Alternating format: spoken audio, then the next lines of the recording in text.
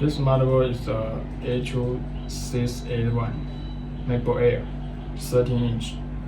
This one is a MacBook Air 13-inch A2941 M3. This processor is a M2. This processor is a M3. So now I will use the test the 5V push to 10V socket. Test the USB to reading the ROM data. So you can test from the pin 1. So you can test the pin 1, this pin CS.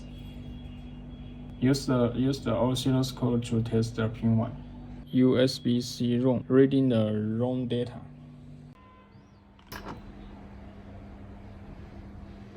Waveform very fast. Then only have the voltage.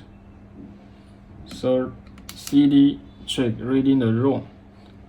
In the 5 voltage, he reading the ROM data. Then he close the waveform, only the voltage. Okay, see again this voltage.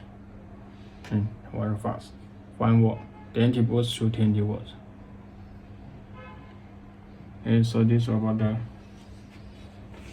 CD chip reading the ROM data.